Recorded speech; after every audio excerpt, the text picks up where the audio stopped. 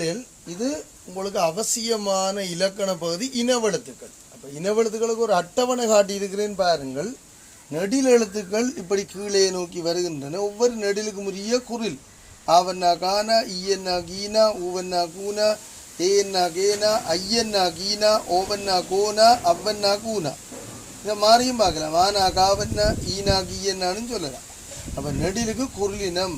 இதை பாருங்கள், வல்லினம் கசடத புறம் கீழே வருகிறது. அதுக்கு சோடி இக்கண்ணா கிங்கண்ணா, இச்சண்ணா கிஞ்சண்ணா, இட்டண்ணா கிண்ணண்ணா, இத்தண்ணா கிந்தண்ணா, உப்பண்ணா கும்மண்ணா, இட்டண்ணா கிண்ணண்ணா இனவெழுத்துக்கள்.